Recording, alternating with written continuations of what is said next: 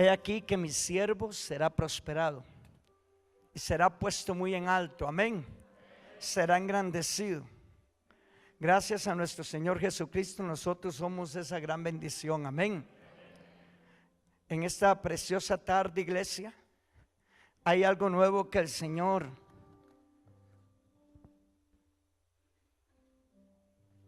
puso en mi corazón. El jueves estaba preparando una enseñanza para el discipulado mayor y el Espíritu Santo empezó a darme una palabra y me dijo el Señor: no la des al discipulado, délo a toda la congregación. Entonces vamos a dar esta enseñanza a toda la congregación.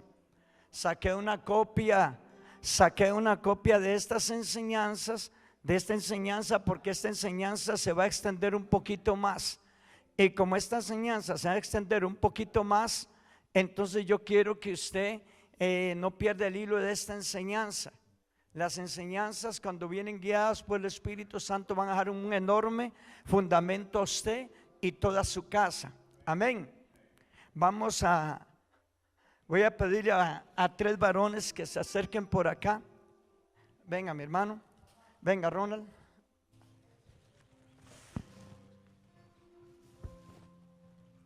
Repartan, tomen cada uno de ustedes una parte. No a todos, uno por familia. Uno por familia, porque son bastantes.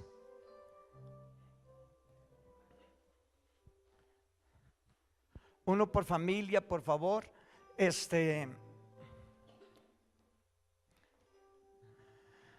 Hermano, esperamos en el nombre del Señor Jesús que usted reciba convicción de lo que el Espíritu Santo tiene para su vida.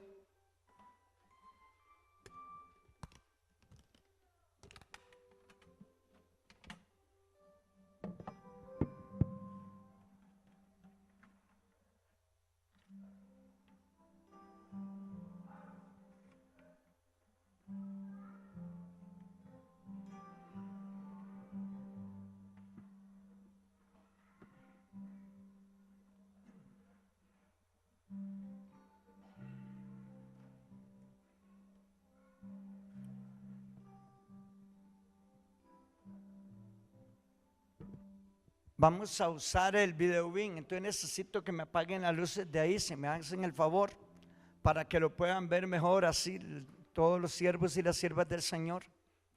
Esperamos que les alcancen esas hojitas. Hermano, no la bote. Primero que nada, eso viene el tercer cielo. Segundo, hermano, por otro lado, pues uno como hombre se quema las pestañas, ¿verdad? Y por el otro, pues también lleva su inversión de dinero para que usted tome y valore esas hojas en sus manos. Pero no es el hecho solo de leerlas. Hay que hacer 3 cosas con las Sagradas Escrituras. Con la palabra de Dios hay que hacer 3 cosas. La primera, leerla. La segunda, estudiarla. Y la tercera, escudriñar la palabra de Dios. Ya los tienen todos. Les ruego, les voy a pedir un favor, que los que están atrás y pueden pasar hacia adelante, les agradecería para que puedan ver mejor allá en la pizarra. Y luego, por favor, entre menos hable, más suave voy a hablar, porque vengo con la garganta un poquito trabajada del congreso que tuvimos ayer. Ayer tuvimos un congreso en Los Guidos y fue de prácticamente 8 horas. Entonces no hay más. No alcanzaron. Bueno, yo lo oí, el mío está en la casa. Ah, bueno, está bien. Si hay alguno, una familia que tenga 2, todos tienen uno por familia. Bueno, gloria a Dios. Es que llegó bastante. Saqué 75 copias nada más. ¿Ve? Pero a ella le dieron doble. Si hay alguna que le hayan dado 2, Gracias, hermana Isabel. Vamos a ponernos en las manos del Señor. Yo le voy a pedir un favor. Pídale al Padre Celestial espíritu de sabiduría, de conocimiento, espíritu de ciencia. Algo que me impacta en una palabra que cuando Jesús iba entrando a Jerusalén, mientras lo alababan y lo adoraban y le tendían mantas en el camino, él lloró y él decía: si entendieras, oh Jerusalén, lo que viene, no quedará piedra sobre piedra en ti, por cuanto no estuviste preparado para el tiempo de tu visitación. La iglesia tiene que conocer el tiempo de la visitación del Espíritu Santo. Dios tiene tiempos de visitación para su pueblo. Usted tiene que estar percibido para el tiempo de visitación. Amén. Vamos a ponernos en las manos del Señor. Padre, en el nombre del Señor Jesús, te damos las gracias en este precioso momento. Gracias por esta oportunidad, Padre. Gracias porque en Cristo Jesús todas las cosas nos han sido dadas. Te pido, Señor, espíritu de sabiduría, conocimiento y ciencia en mi persona, en la persona de mi hermano, en la persona de mi hermana. Espíritu de sabiduría y de revelación en el corazón de cada uno de ellos.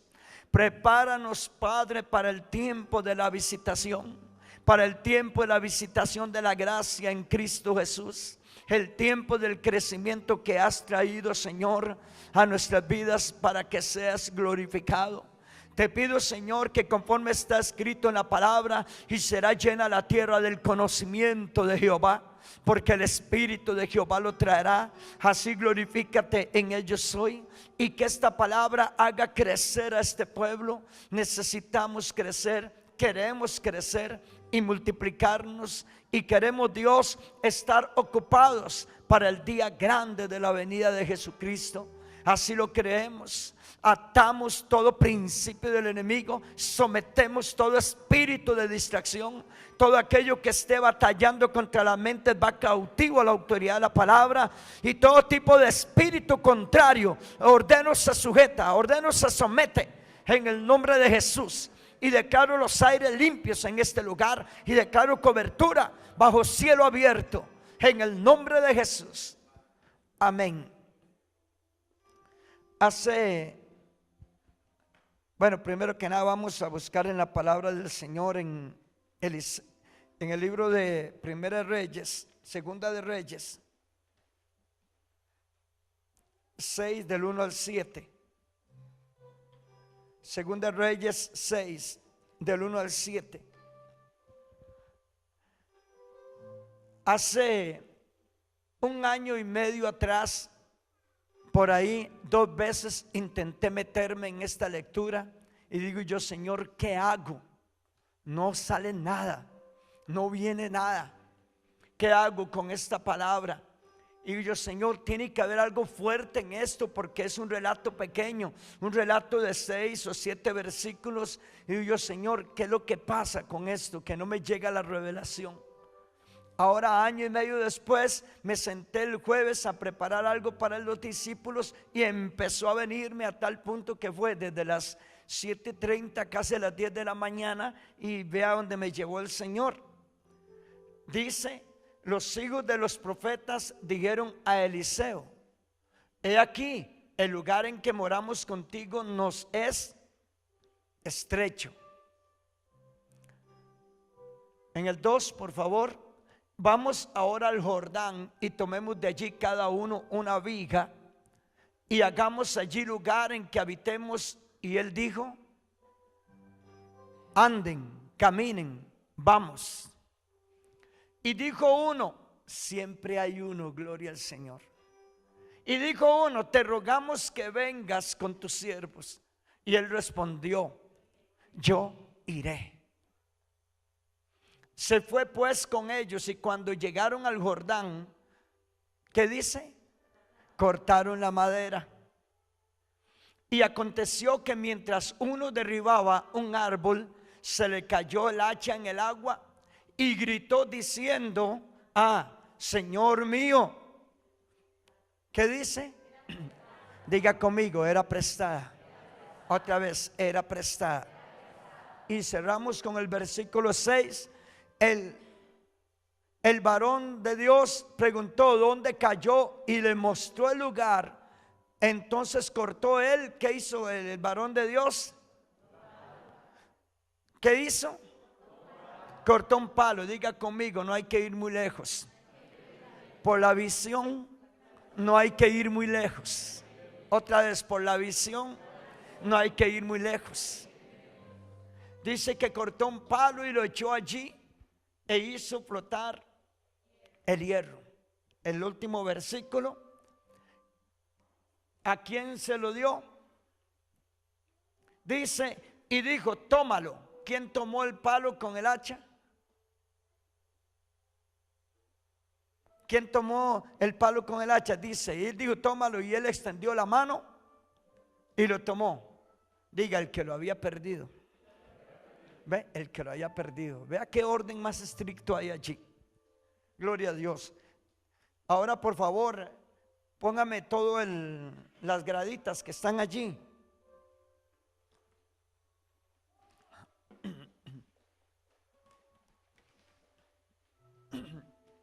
Ahí vamos a empezar a ver algunas cosas conforme las hojas. Dice allí, fundamento ministerial de Eliseo. Es asombroso. Muchos años he leído la historia de Eliseo con Elías. Y si usted se va a la historia de Eliseo, usted no sabe, usted no encuentra en la Biblia la vida de Eliseo. Antes de llegar al ministerio no lo encuentra, solo encuentra que iba con 12 yuntas de bueyes y que era riquísimo y muy ordenado con sus papás, pero de ahí no pasa más allá, ¿cierto? Entonces lo que yo quiero referirles con esto es que ahí habla de fundamento ministerial de Eliseo. El fundamento ministerial de Eliseo. ¿Qué quiere decir? Que ya cuando él creció empezamos a ver en esto que vamos a repasar hoy o en estos domingos, vamos a encontrar lo que es el ministerio de Eliseo con el pasado de él, relacionado con los que fueron los servidores de Eliseo. ¿Sabía usted que Eliseo tenía una escuela? Eliseo tenía una escuela de profetas. Elías, dice la palabra que cuando Elías se iba a ir, dice que Eliseo lo siguió y había una compañía de profetas que lo vieron de lejos. Otros le dijeron, ¿sabías que tu Señor te ha sido quitado? Y vemos que aparecen diferentes hombres allí. De inmediato que quedó Eliseo con el llamado, con la doble porción, llegaron y se postraron delante de Eliseo. Oiga, qué importante es esto. Y vemos que ya Eliseo empezó a levantar una escuela, un ministerio profético, pero en aquel tiempo eran discípulos.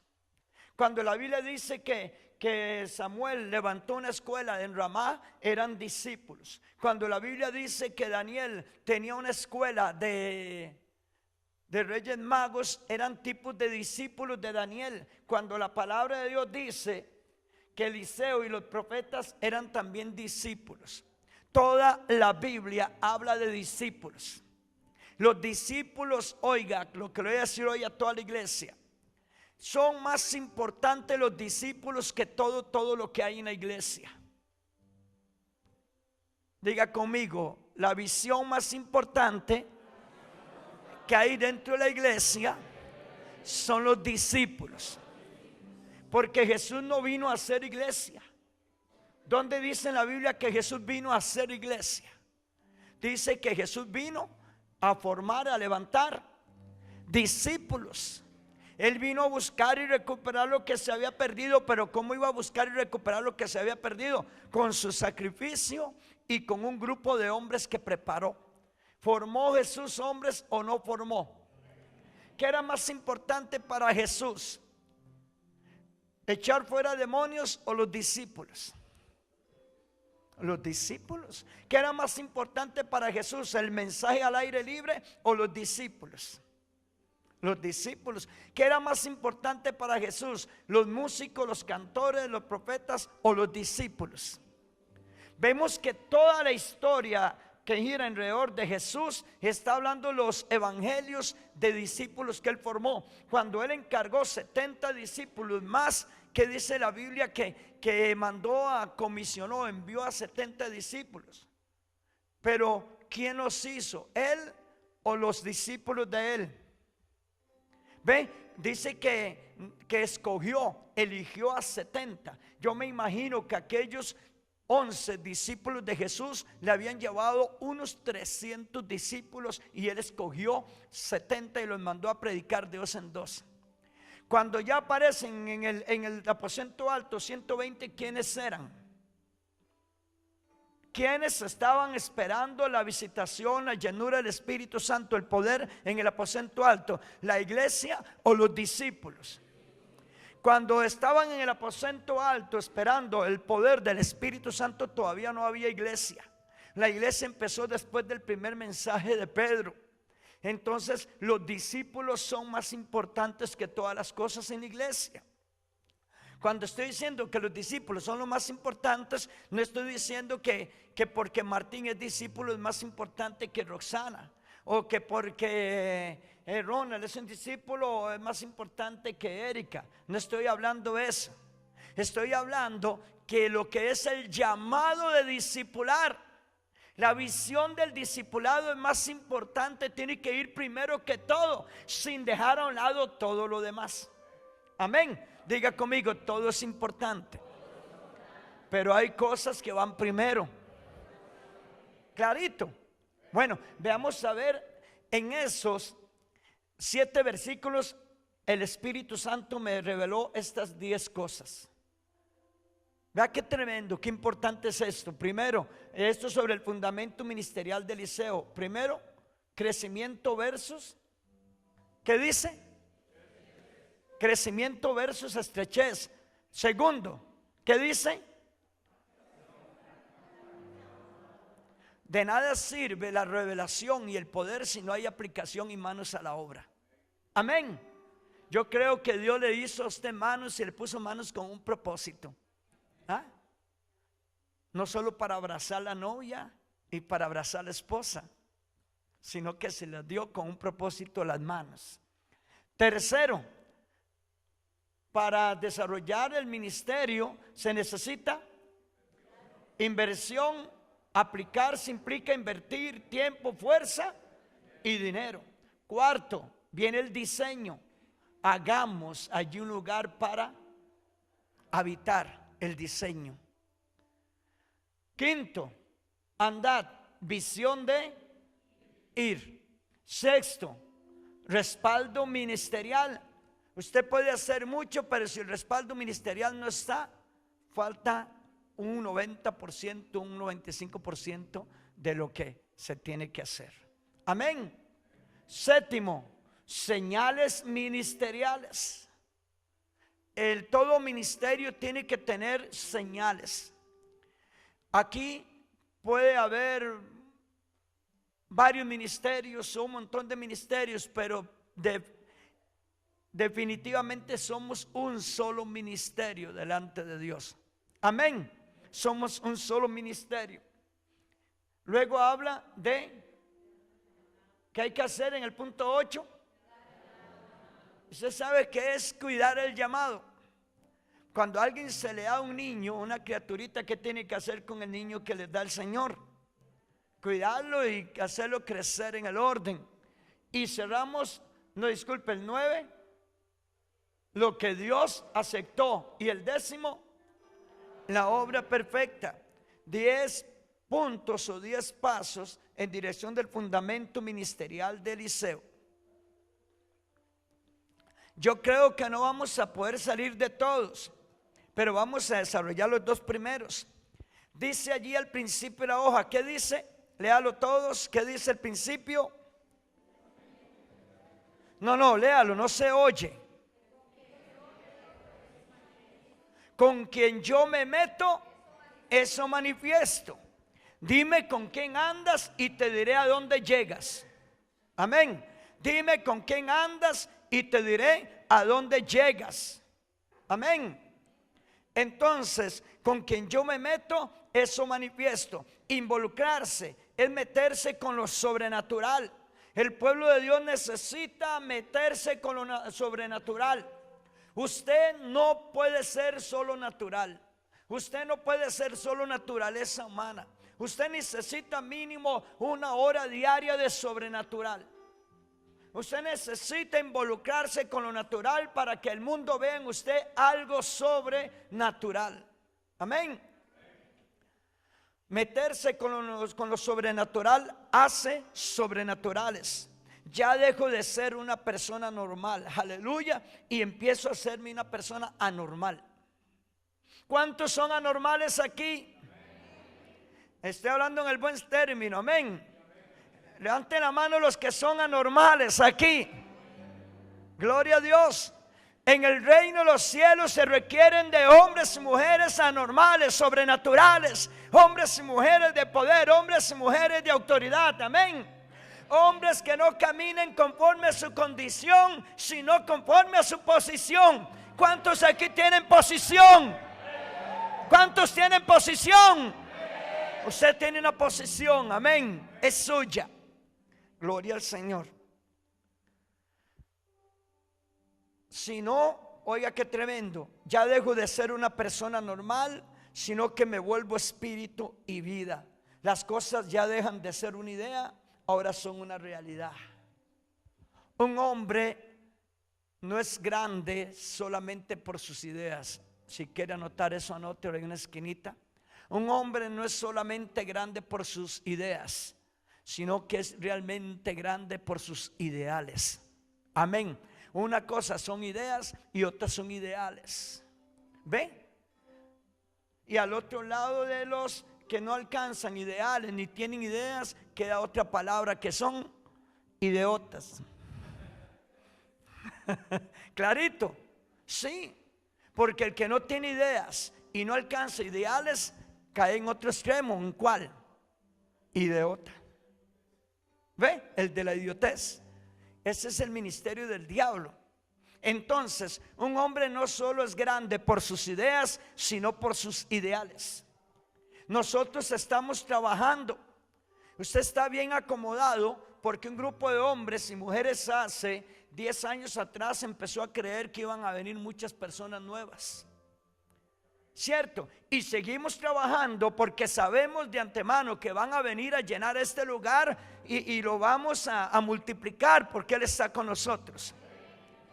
Pasamos a una propiedad, estamos trabajando, involucrados, metidos en una visión, trabajando en una propiedad porque sabemos que la vamos a ocupar y la vamos a llenar. Porque tenemos un padre que es un soñador y que también tiene hijos soñadores, y que como ese padre todo lo que quiere lo hace. Los hijos de él también todo lo alcanzarán en su santo nombre, amén.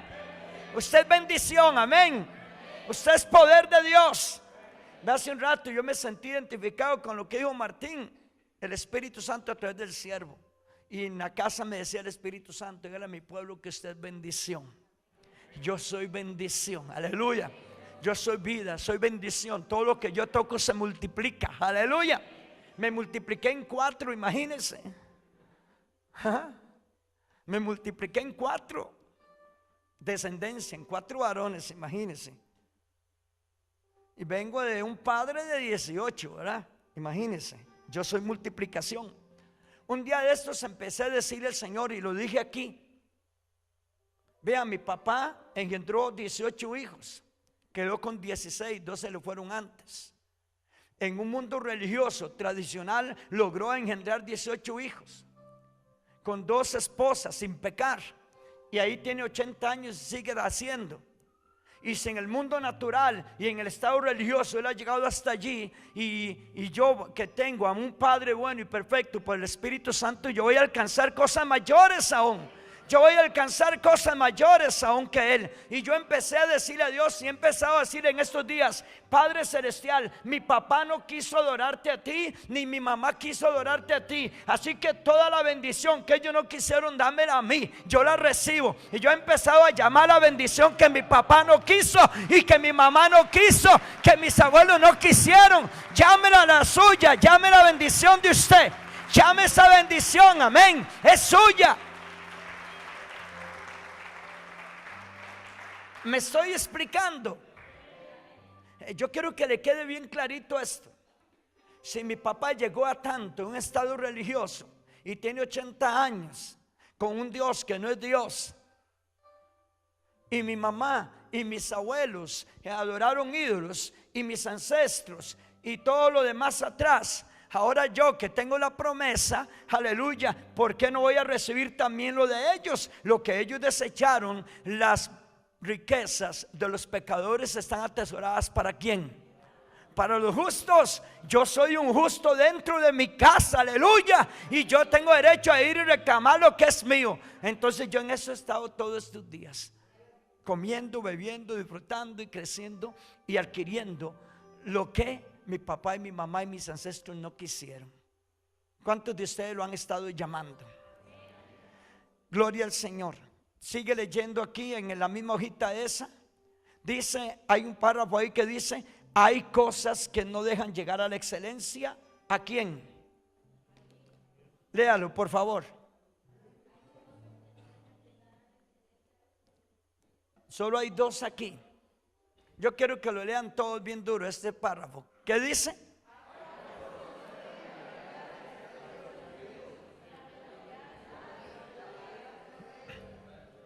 Ve, hermano, eso no fue casualidad que me viniera ese día que estaba ahí sentado. Hermano, traía 15 días de estar acomodando los versículos para el Congreso de Guerra Espiritual de ayer, y meterme a pasar eso y a estudiar otra enseñanza, hermano, era cosa de que solo el Espíritu Santo puede hacer esto. Oiga, qué importante es esto. Hay cosas que no dejan llegar a la excelencia a los ungidos. La mediocridad es una de ellas. Eso sí, para tomar las bendiciones que nuestros padres no quisieron tomar, tenemos que ser diferentes a nuestros padres, ¿cierto? Para tomar las bendiciones que el mismo pueblo de Dios no quiere alcanzar, yo tengo que ir más allá que el mismo pueblo de Dios. ¿Me explico lo que le estoy diciendo? ¿Era diferente el Señor Jesús a sus discípulos o no? Era diferente. No porque era Dios, sino porque Él se sometía, Él se entregaba. Jesús pagaba precio. Ya esto sí lo he leído en otras veces, o lo he dicho, pero ahí lo he anotadito. Mediocridad, lo peor de lo mejor. Eso es mediocridad. Revise bien esa palabra, porque no puedo entrar a esta enseñanza sin que ustedes revisen esas palabras. Y por eso luché cómo imprimirlas, para que usted las reciba, para que usted las repase y se meta a fondo. ¿Qué es mediocridad? Mediocridad es lo peor de lo mejor. Teniendo el conocimiento para dar lo mejor, damos lo que sobra.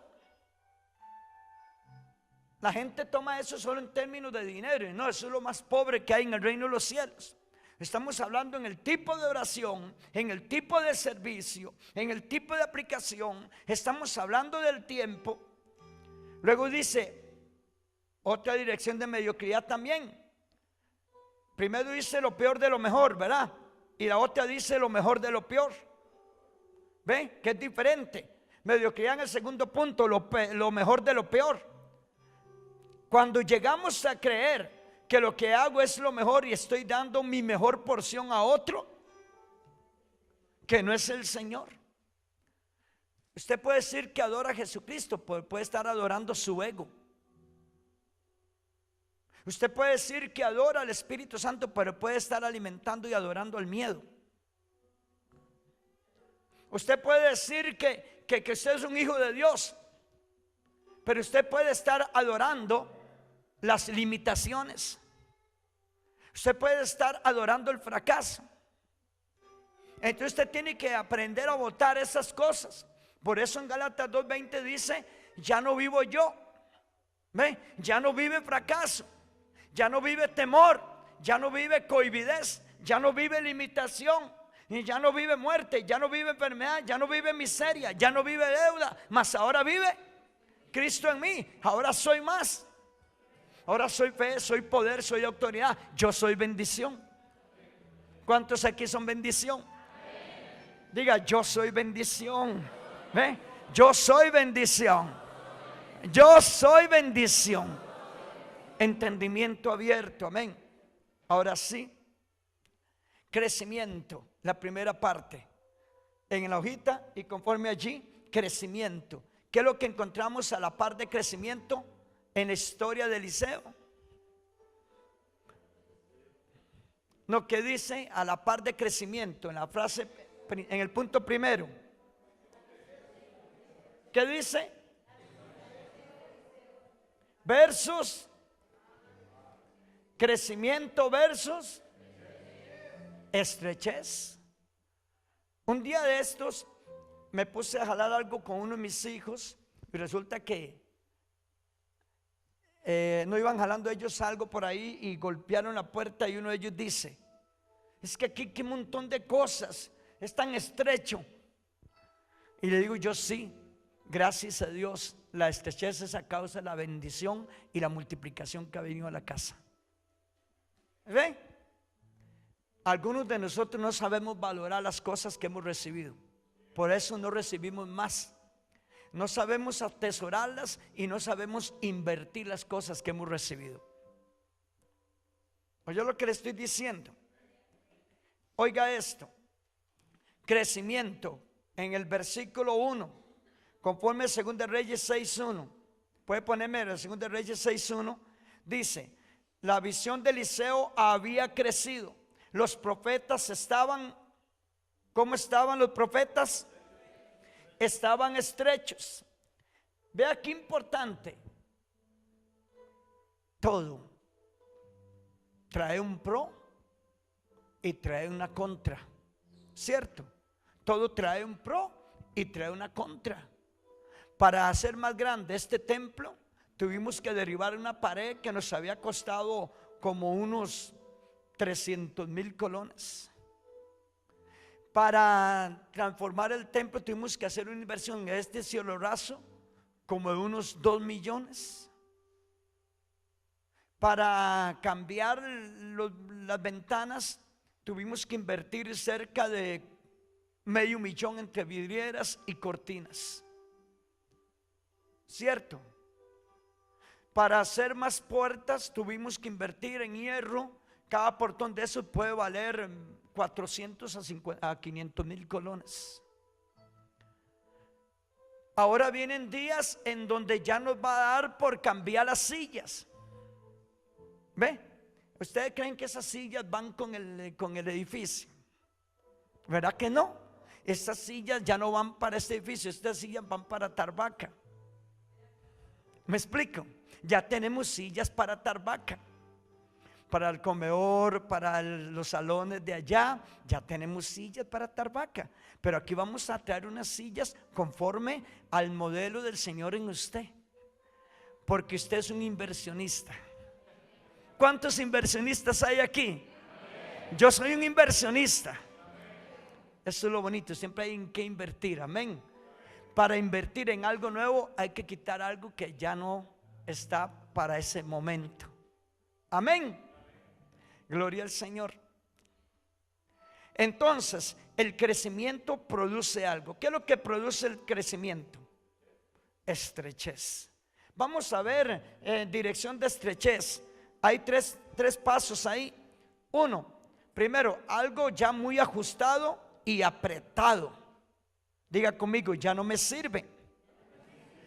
Usted puede tener unos zapatos de 75,000 colones, pero si usted es un número más y usted no va a andar por andar mostrando esos zapatos de 75,000, no va a andar los dedos así estrechititos.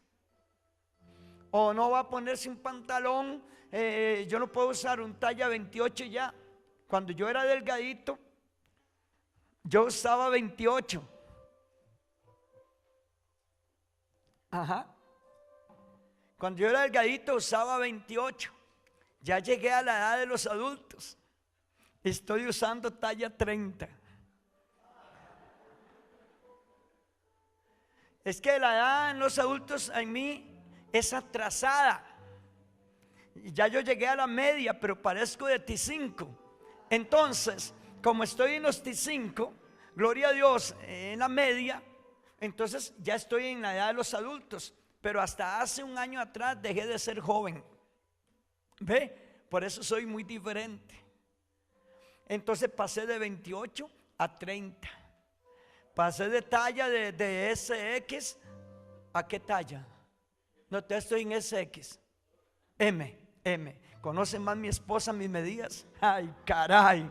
Esa mujer me conoce a mí por todo lado. Ah, no, los años voy como en 26. Gloria al Señor. Entonces yo quiero que usted esto empiece a asimilarlo. Cuando algo queda ya muy ajustado y apretado, diga conmigo, ya no sirve. Póngalo ahí a la par de la hojita, ya no sirve. Lo apretado y ajustado ya no sirve. Vea, le estoy hablando algo sencillito para que usted empiece a cambiar muchas cosas en su casa. Amén. Gloria a Dios. Otra dirección de estrecho es estar metido en un espacio demasiado pequeño. ¿A cuántos de ustedes les gusta vivir, tener 3 chiquitos, 3 camas en un solo cuarto y la cocina ahí a la par, y que usted nada más tenga el espacio para pasar así por todo lado? ¿A cuántos les gusta vivir así? Hermano, a mí no me gusta vivir así. A mí me gusta en el espacio amplio, en donde se respire y no se sienta el olor del hermano.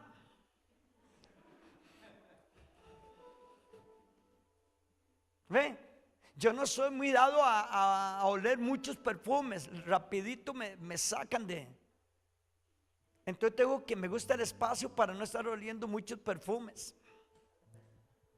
¿Ve? Sí. A mí las colonias de 25,000 colones me afectan. Son demasiado fuertes y me producen allí algo raro. Por eso es que usted me ve usando colonias de 800. No estoy exagerando, bromeando. Estoy bromeando. Bueno, entonces usted tiene, cuando usted está metido en un espacio demasiado pequeño, ¿qué tiene que hacer? Diga conmigo, ir buscando un espacio más grande. Otra vez, ir buscando un espacio más grande. ¿Qué tiene que hacer usted cuando está en un espacio muy pequeño? Ir buscando un espacio más grande. Pero ¿para quién es esta palabra? Esta palabra es para discípulos. Y todos ustedes bíblicamente tienen que ser discípulos. Todos ustedes. Usted sabía que el creyente nominal promedio no crece. Los que en la Biblia crecen son los discípulos. ¿Sí? Ahorita buscamos citas ahí. Vamos a ver si me deja llegar el Señor. En la Biblia crecen son los discípulos, no crece el creyente. El creyente normal siempre anda ocupado en sus quehaceres y no tiene tiempo para crecer. El discípulo dejó de ocuparse en sus cosas y Dios lo hizo crecer. Vea la diferencia. Amén. Tal vez te dirá, esta palabra es muy diferente. Sí, tiene razón. Pero yo tengo que sujetarme muchas veces a cosas por allí. Entonces, ¿qué hay que hacer cuando se está metido en un espacio demasiado pequeño? Ir buscando uno más grande. También hay otra palabra, otra dirección de estrecho, que significa lejano, superficial, mucho hablar y poco hacer. Esta parte, este tipo de estrecho, ponga ahí a la par, porque no lo puse, eso lo puse ahora en la tarde. Un enemigo del crecimiento. Estrecho, estar estrecho es un enemigo del crecimiento. La estrechez es un enemigo del crecimiento. ¿Oyó? La estrechez es un enemigo del crecimiento. A veces llegan a buscarme hombres de Dios para un negocio y el Espíritu me dice, un día esto me dijo, no hable con el esposo, hable con la esposa fulano tal, porque el fulano tal no crece, la esposa es la que da el crecimiento en la casa. ¡Qué tremendo! El varón me buscó para un consejo y el Señor me dio un consejo y me dijo que le hable mejor el consejo a la esposa. Dios sabrá por qué. ¿Se acuerda lo que dice la Biblia de la mujer de la vasija de aceite? La viuda. ¿Quién tenía el crecimiento? ¿El profeta o la esposa? La esposa. ¿Ve? Cuando la mujer dice es negro, mejor diga que es negro, porque si usted no sabe va a ser un tortón. ¿Oyó lo que le digo? ¿Ah? Si la esposa muchas veces dice, mejor hago el arroz así, mejor hágalo, deje que lo haga, porque usted se mete las de andarlo a echar a perder. Anoten estas palabras por allí, porque esto es otra cosa. Ya esto es aparte de la hoja. La palabra estrecha o la palabra estrecho nos revela el crecimiento del ministerio de Eliseo. ¿Ve? La palabra estrecho nos revela el crecimiento del ministerio de Eliseo. Primera Crónicas 12:9. ¿Qué dice Primera Crónicas 12:9?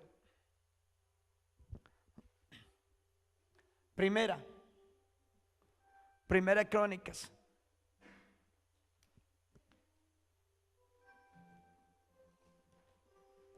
Ayer andábamos donde mi hermano Fran y habían 80 personas recibiendo un congreso de guerra espiritual. 80. Yo espero para este año en el congreso de guerra espiritual aquí mínimo 170 personas. Primera Crónicas 12:9. Vamos a ver si soy yo el que estoy equivocado. Deme un momentito.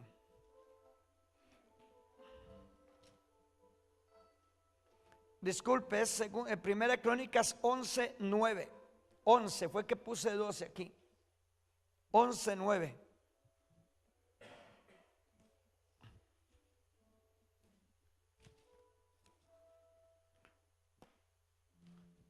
Dice, y David iba adelantando. Luego dice, y creciendo. Y tercero, Jehová de los ejércitos estaba con él. Pregunta, ¿qué es primero, crecer o adelantar? En este versículo, ¿qué significa adelantar?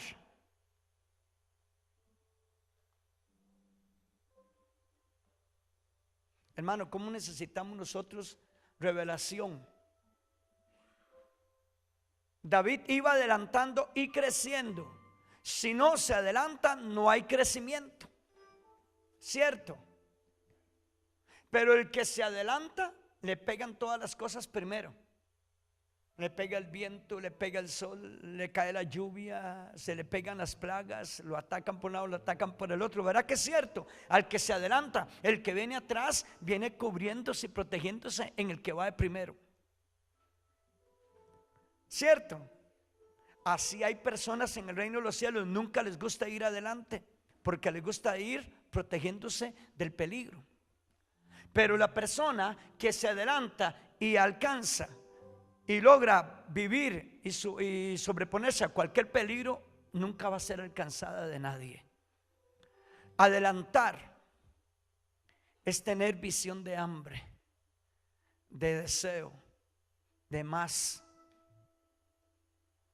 Es soñar y alcanzar.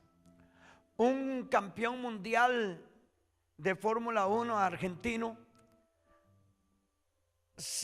fue un campeón a nivel mundial firme durante más de 4 o 5 años.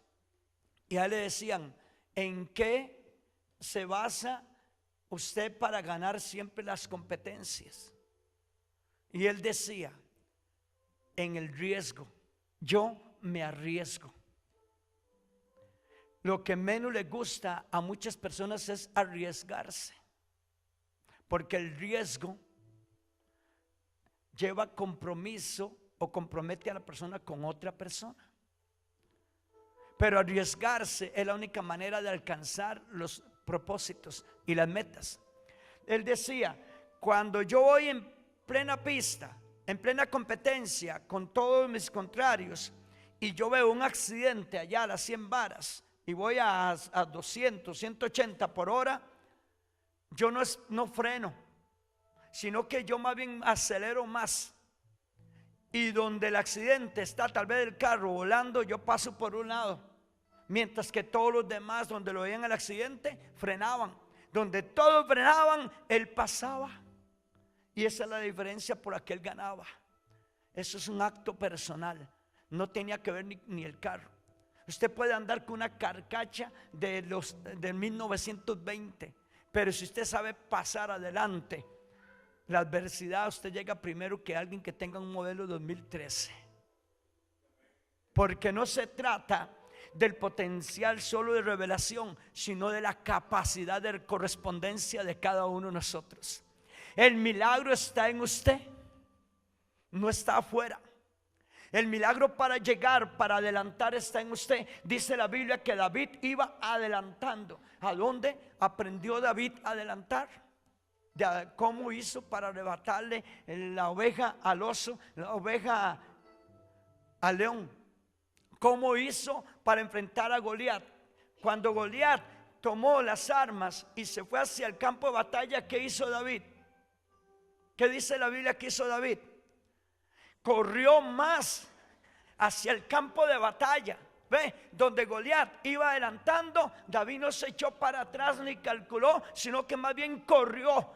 Y donde el gigante lanzó la jabalina, tan rápido venía David que la destreza misma de la velocidad le abrió los reflejos y lo capió y adelantó. Quiere decir que cuando alguien va a velocidad, alguien va con poder, va con destreza, los dardos del enemigo no podrán detenerlo jamás. Y cuando el enemigo ya disparó todas las armas, vino él y tomó la onda y ¡pa! Con una sola. Adelantar es visión. Adelantar es poder. Adelantar es autoridad. Adelantar es usted meterse a caminar sobre serpientes donde otro creyente no ha entrado. Ir como Jesús hacía al desierto donde ni siquiera llegaban los discípulos. ¿Ve? Cuando usted no siente nada, cuando usted no ve nada, cuando todo es contrario, adelante. Adelante. No se quede mirando cuando se caen las serpientes. No se quede mirando si lo van a morder. No se quede mirando si se le van a tirar encima. No se quede mirando si lo van a botar. Porque el que va con el Todopoderoso es imposible que se caiga. Mas Jehová está conmigo como poderoso gigante. Amén. Jehová está contigo como poderoso gigante. Usted es bendición. Amén.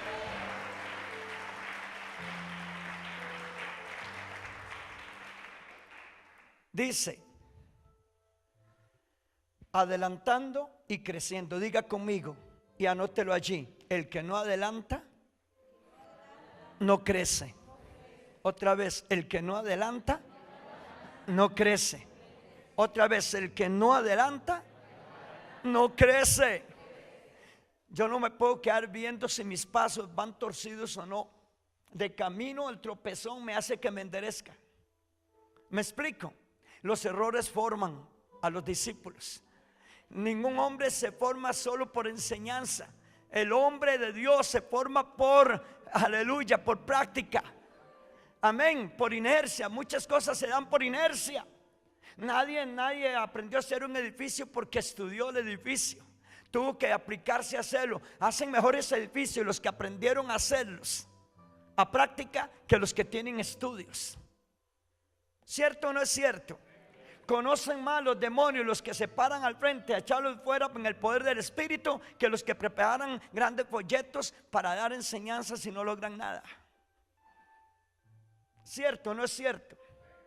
Así que David tenía una seguridad. David había aprendido a adelantar en el tiempo de su juventud, en el tiempo cuando era pequeño, y llegó a ser grande para la gloria de Jehová.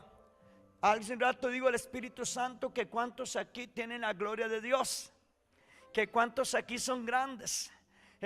Aquí mi siervo será prosperado, aleluya. Cuando esa palabra la habla por Jesucristo, en Jesucristo está metido usted. Usted es ese siervo del Señor. Adelantando y creciendo. El que no adelanta no crece. El que no adelanta no crece. Sin adelantamiento no hay crecimiento. El crecimiento no puede venir si primero no preparo. Tengo que preparar y adelantar para crecer. Hechos capítulo 6 versículo 1. Estamos en el primer punto, ¿verdad? Crecimiento.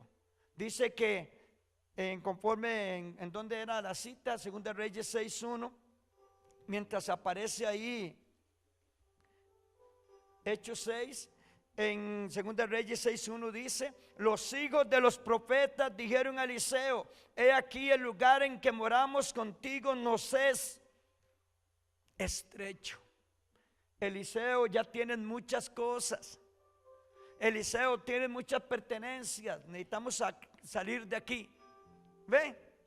Entonces el Espíritu Santo va a venir a decirle a usted: Israel, vas a empezar a crecer, vas a adquirir muchas pertenencias, tienes que buscar crecer.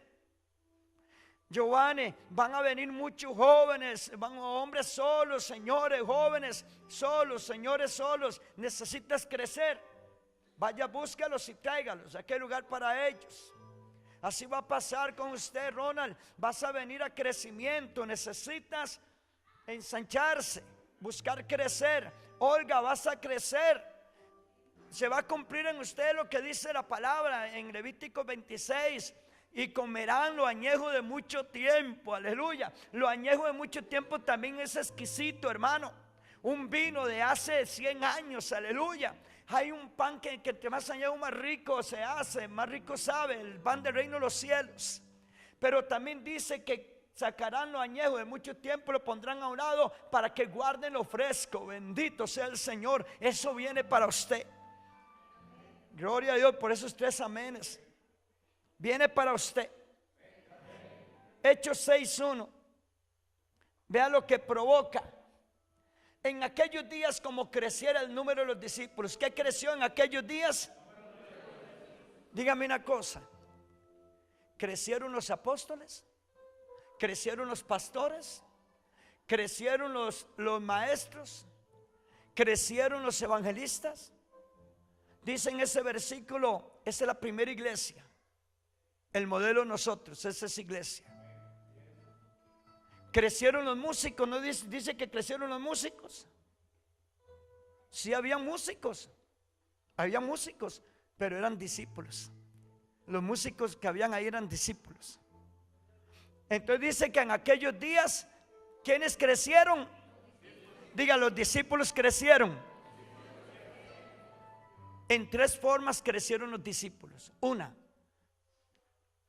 revelación, conocimiento y ciencia en su espíritu. Esa es una.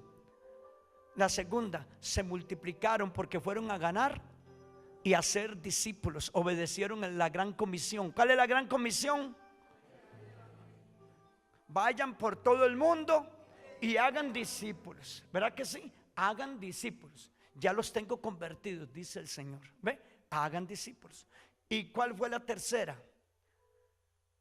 Ya eran hombres y mujeres, se casaron y tuvieron familias grandes también. Sencillamente. Pero dice que crecieron. ¿Se acuerda que hablábamos? Crecimiento versus estrechez. Véalo ahí. Crecimiento versus, ¿qué es lo que aparece? De inmediato que hubo crecimiento de discípulos. Diga, murmuración.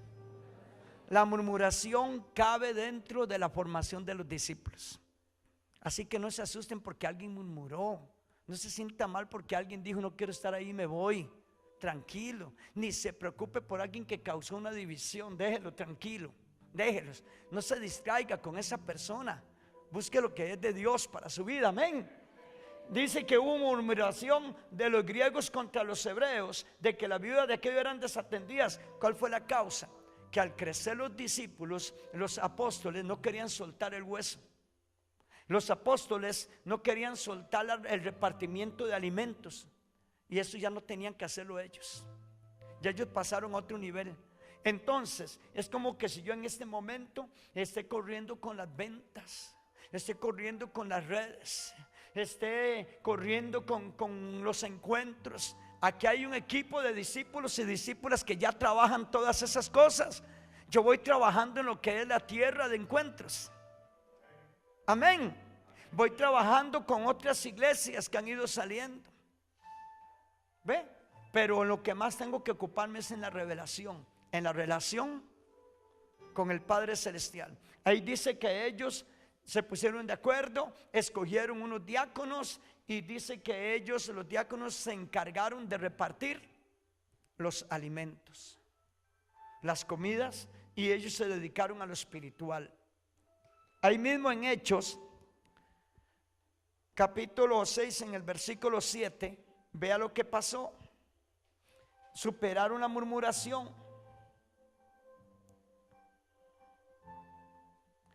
Al crecer se desató una murmuración. ¿Qué quiere decir? Se hizo grande el queque. Y entre más grande se hace el queque, se necesita más gente que partan el queque, porque hay más gente para darles de comer queque. ¿Ve? Pero entre más se da de comer a los demás, más grande viene el otro queque. Dios siempre envía algo más grande. Entre más grande la proyección, entre más grande la visión, más grande lo que Dios envía. En estos días yo me quedé asustado porque en mi casa vi que se aumentó la clientela. Sí, se aumentó la clientela. El recibo de la luz subió a 20, el recibo del agua a 9. Empezó a aumentar todo. Y yo veo a mis hijos comiendo parejo, y alguien comen más, y van y prenden la cocina a las 9 de la noche. Llega el otro y la prende a las 9:30, y llega el otro y pone el microondas a las 10. Viene el otro y coge mortadela, el otro coge salchichón, el otro coge huevo, el otro abre un atún. Y yo, Señor, qué buena clientela me ha enviado. Sí, eso he estado viendo en estos días. Compro 5 melones y no duran 3 días. Qué clientela más buena. Salieron a mí buenos para el diente. Y no hay cosa más linda y que produzca más gozo que verlos comiendo y disfrutando.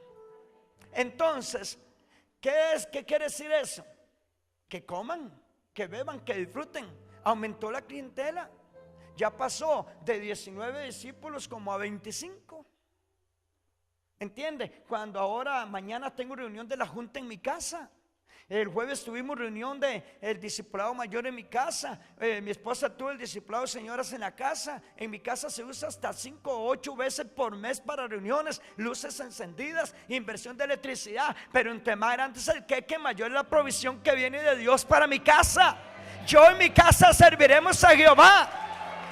Amén. No tengo que quejarme por lo que doy. Alabo a Dios por lo que me da. Aleluya. Y lo bendigo por todas las cosas.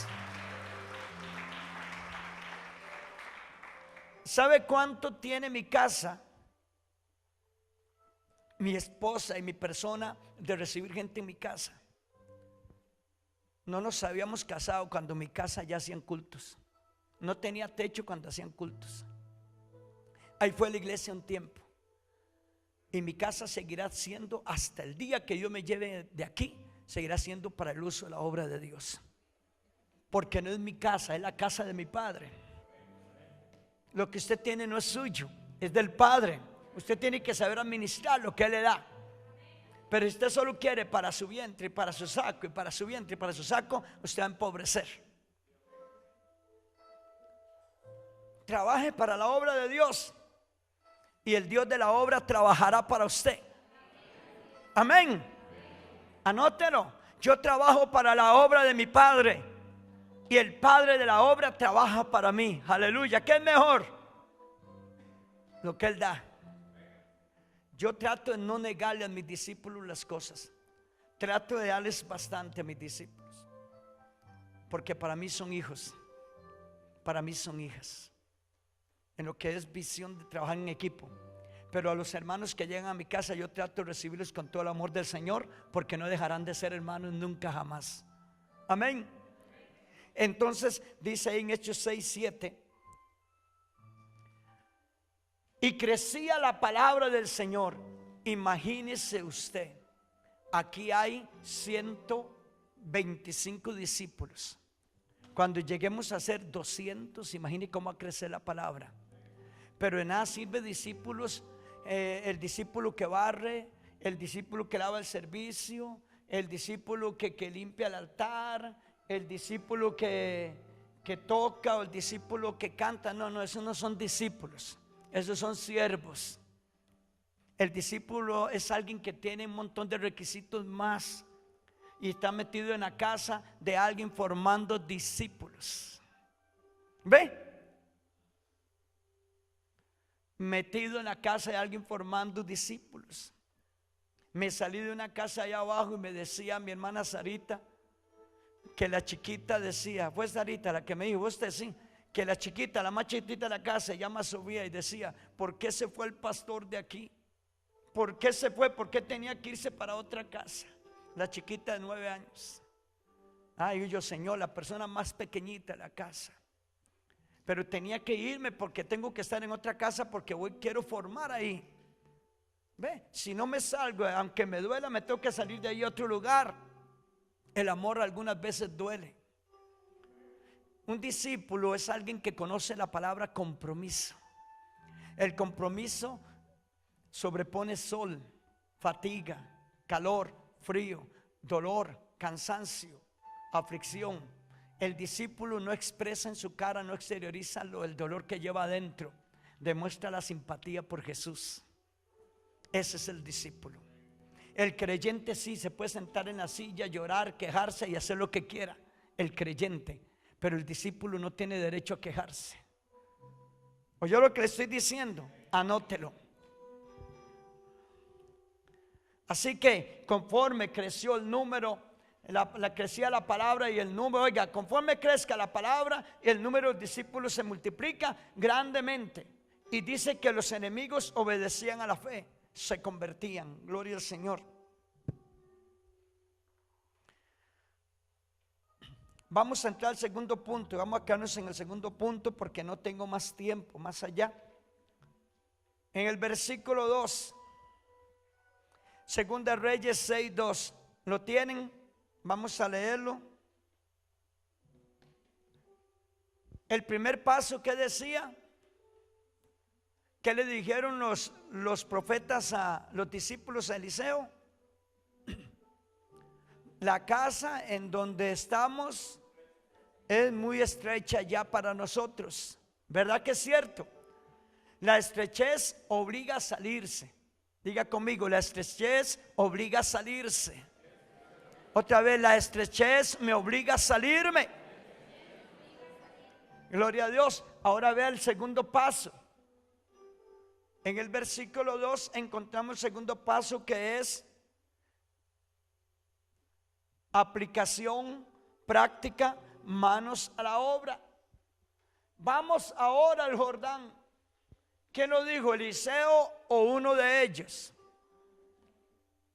Diga conmigo, dentro de los discípulos hay hombres y mujeres de mucha visión. Dentro de los discípulos hay hombres y mujeres de mayor visión. ¿Ve? Esa es la diferencia. Vamos ahora al Jordán y tomemos de allí cada uno. Ve, ahí habla de trabajo en equipo, en conjunto. Si usted no trabaja en equipo, para nada sirve.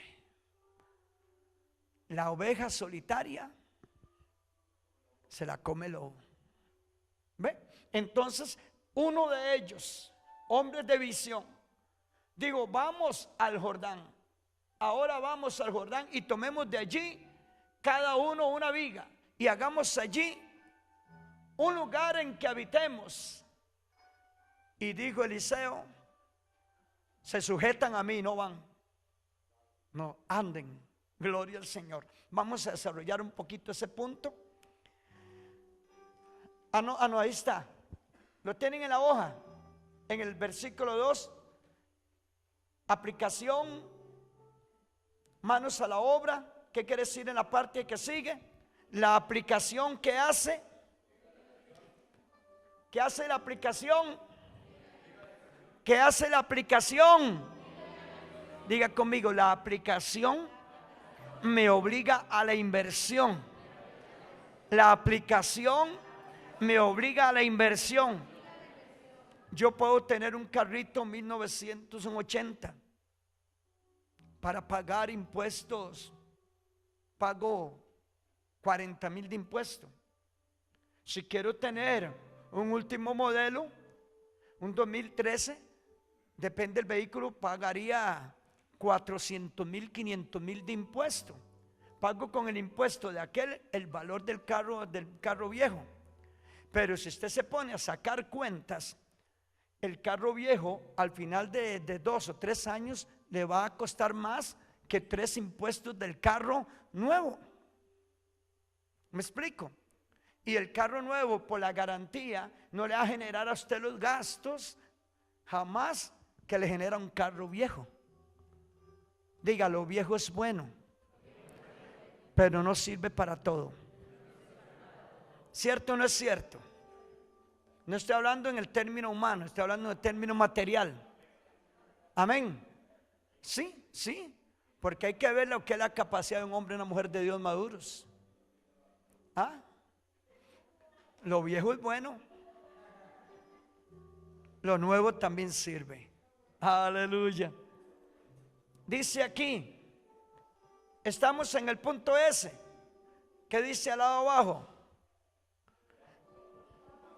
Vamos ahora, ¿a dónde hay que ir? ¿A dónde hay que ir? ¿A dónde tenían que ir ellos? ¿A dónde tenemos que ir nosotros? Digan, no, a Cristo Jesús. ¿Ellos a dónde iban? ¿Nosotros a dónde vamos? ¿Quién es la provisión de nosotros? ¿El Jordán o Cristo Jesús? Porque no podrá recibir el hombre nada si no le fuere dado del cielo. Mateo 4:4, porque de toda palabra que sale de la boca de Dios vive el hombre. Pero oiga qué importante es esto, porque ellos fueron al Jordán, porque el Jordán era el lugar de la provisión y del pacto. Si usted lee por ahí, no puedo, va a leer un poquito más rápido, dice, el Jordán tiene varios significados, entre ellos uno, el bautismo de Jesús. ¿Por qué se bautizó allí? En Josué 1:2 dice, levántate y pasa este Jordán. Es simbolismo de niveles espirituales, de poder y autoridad en el ministerio de Josué. Eso significa el Jordán. También en Josué 3:17, los sacerdotes estuvieron firmes en el Jordán. Quiere decir que el Jordán también es un tiempo de proceso para formación. Vea todo lo que significa el Jordán. Entre algunos puntitos que encontré, Segunda de Reyes 2:7, el Jordán era simbolismo de niveles espirituales en el tiempo de Elías y Eliseo. ¿Hasta dónde llegó Eliseo siguiendo a Elías? ¿A dónde recibió la doble porción del Espíritu? ¿A dónde fue raptado Elías y llevaba un carro de fuego? No fue golpeando el Jordán y pasando de allá para acá y de allá para acá y de acá para allá en el Jordán. ¿Ve? Esos son términos espirituales, niveles espirituales que alcanzar en la vida de ellos. Segunda de Reyes 5:10, el Jordán también era símbolo de limpieza y sanidad. Cuando llegó Naamán donde Eliseo, ¿qué le dijo Eliseo? Para que sea sanado la lepra, ¿qué le dijo? Vaya y métase 7 veces en el Jordán y saldrá limpio como la piel de un niño. ¿Qué dijo Naamán acerca del Jordán? Mejores ríos tenemos en Asiria. ¿Sabe por qué? Porque el Jordán en ese momento era la cloaca de Israel. Inmundicia con inmundicia se limpia. Veneno de serpiente con veneno de serpiente se cura. La lepra de Naamán tenía que ser limpiada con la inmundicia del Jordán. A veces necesitamos un vecino que nos esté pegando 4 gritos para que el carácter baje. A veces necesitamos, aunque estemos sanos, un dolorcito para que el orgullo no salga. A veces necesitamos una visitación en la madrugada, porque si no nos levantamos a orar. Porque si estamos bien no hacemos nada. Tenemos que a veces tener algo que nos esté molestando para hacer algo. ¿Cómo es posible? ¿Cierto o no es cierto?